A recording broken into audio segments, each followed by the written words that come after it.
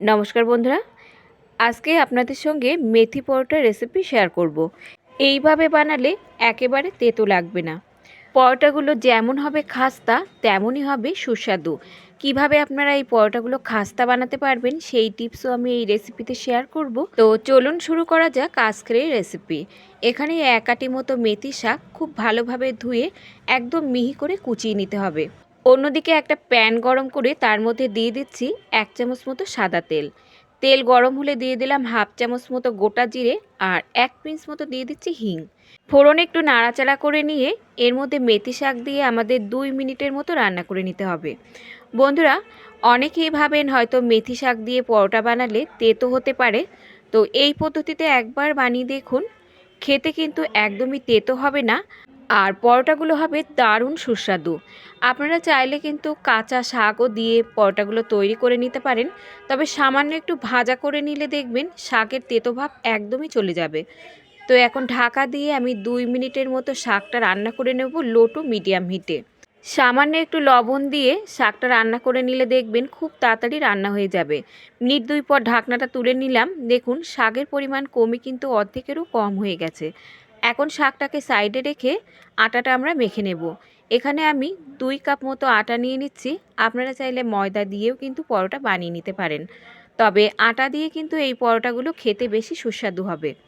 এবার নিয়ে নিচ্ছি এখানে 2 চামচ মতো ভরা ভরা বেসন। বন্ধুরা, এই বেসনটা দেওয়ার কারণে পরোটাগুলো হবে দারুণ খাস্তা। আপনারা আটার পরিমাণটা বুঝে কিন্তু এখানে বেসনটা যোগ করে নেবেন। যদি 3 কাপ মতো আটা নেন তো সেক্ষেত্রে 3 চামচ কিন্তু ভরা ভরা এখানে বেসন যোগ করে নিতে হবে। এবার যোগ করে দিচ্ছি 2টো কাঁচা লঙ্কা আর হাফ পিঞ্চ মতো আদা আমি বেটে রেখেছিলাম, সেটা যোগ করে দিলাম। পরিমাণ মতো দিয়ে দিলাম লবণ আর দিলাম সামান্য একটু হলুদ আর হাফ চামচ মতো চিনি। আর বন্ধুরা, লবণটা কিন্তু একটু বুঝে ব্যবহার করতে হবে, যেহেতু শাক রান্না করার সময় আমরা সামান্য একটু লবণ ব্যবহার করেছিলাম। এবার এর মধ্যে যোগ করে দিচ্ছি হাফ চামচ মতো জোয়ান। জোয়ান একটু হাত দিয়ে এভাবে ক্রাশ করে যোগ করে দেবেন, তাহলে দেখবেন পরোটার মধ্যে দারুণ একটা ফ্লেভার আসবে। এবার যোগ করে দিচ্ছি মেথি শাক। এবার সমস্ত উপকরণ আটার সঙ্গে খুব ভালোভাবে মাখিয়ে নিতে হবে। শীত থাকতে থাকতে একবার এই মেথি শাকের পরোটা বানিয়ে দেখুন। এই পরোটাগুলো খেতে এতটাই অসাধারণ হবে, বারবার কিন্তু বানিয়ে খেতে ইচ্ছে করবে। এবার অল্প অল্প জল দিয়ে একটা ডো আমাদের তৈরি করে নিতে হবে। আমরা রুটি বানানোর জন্য যেমন সাধারণ ডো তৈরি করে থাকি, ঠিক সেই রকমই কিন্তু ডো তৈরি করে নিতে হবে। খুব বেশি শক্তও হবে না, আবার খুব বেশি নরমও হবে না। দেখুন, ঠিক এরকম কিন্তু একটা ডো তৈরি করে নিতে হবে। এবার এর থেকে আমি খুব বেশি বড় না, আবার খুব বেশি ছোটও না, মিডিয়াম সাইজ করে লেচিগুলো কেটে নিয়েছি। এখন এই লেচিগুলোকে বেলে নেব। তার জন্য সামান্য একটু আটা ছড়িয়ে দিলাম, দিয়ে লেচিগুলোকে যেমন আমরা রুটি বেলে নিই ঠিক সেই রকমভাবেই কিন্তু গোল করে বেলে নেব।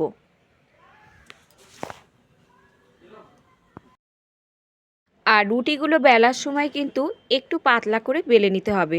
খুব বেশি কিন্তু মোটা রাখা যাবে না। খুব বেশি মোটা রাখলে তাহলে পরোটাগুলো কিন্তু খেতে ভালো লাগবে না। রুটিটা বেলে নেবার পর এবার এই রুটির উপরে দিয়ে দিচ্ছি আমি সামান্য একটু বাটার।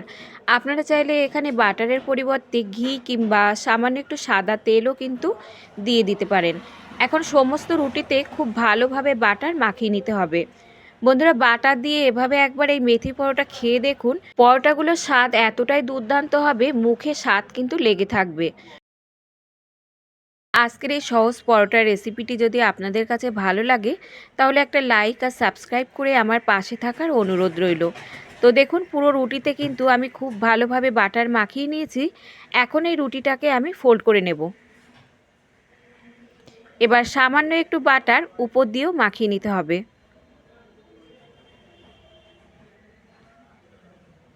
বাটার মাখিয়ে নেবার পর আবারও একবার ফোল্ড করে নেব। এবার ত্রিকোণভাবে পরোটাগুলোকে আমাদের বেলে নিতে হবে। আমি এখানে ত্রিকোণভাবে বেলে নিচ্ছি। আপনারা চাইলে চৌকো কিংবা গোল আকারেও কিন্তু পরোটাগুলো বানিয়ে নিতে পারেন। খুব বেশি পাতলা হবে না, আবার খুব বেশি মোটা হবে না, ঠিক এরকমভাবেই কিন্তু পরোটাগুলোকে বেলে নিতে হবে।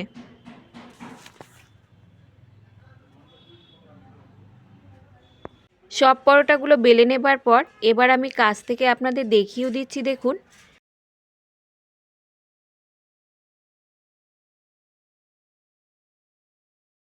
আর দেখে নিশ্চয়ই বুঝতে পারছেন পরোটাটা কতটা মোটা রাখতে হবে।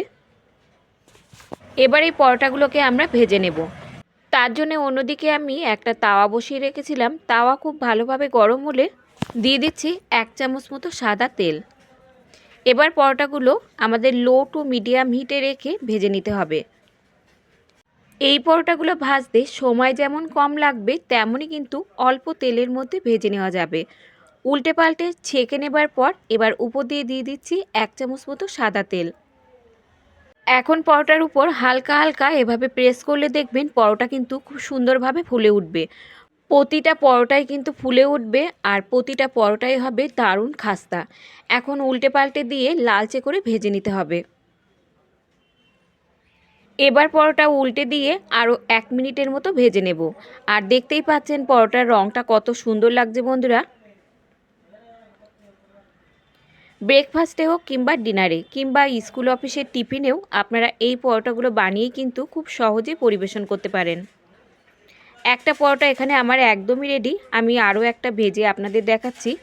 দেখুন, খুব সামান্য তেলে আর খুব কম সময়ের মধ্যে ঝটপট তৈরি হয়ে যাবে।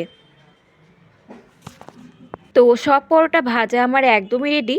পরোটাগুলো আপনারা কোনো সস কিংবা চাটনি কিংবা টক দইয়ের সঙ্গেও কিন্তু পরিবেশন করতে পারেন। এখানে আমি হাফ বাটি মতো টক দই নিয়েছি।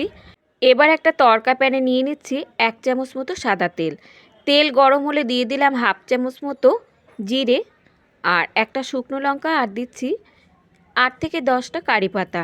আর যোগ করে দিচ্ছি 1 পিঞ্চ মতো ঝাল লঙ্কার গুঁড়ো। এখন এই ফোড়নটা হালকা একটু নাড়াচাড়া করে নিয়ে দইয়ের সঙ্গে মিশিয়ে নিতে হবে। এভাবে দইয়ের সঙ্গে সামান্য একটু তড়কা দিয়ে মিশিয়ে নিয়ে পরোটার সঙ্গে এভাবে খেয়ে দেখবেন, খেতে কিন্তু দুর্দান্ত লাগবে। সামান্য একটু লবণ দিয়ে দিচ্ছি, দিয়ে ভালোভাবে মিশিয়ে নেব। এবার আমি পরোটাগুলো সার্ভ করে নিচ্ছি বন্ধুরা।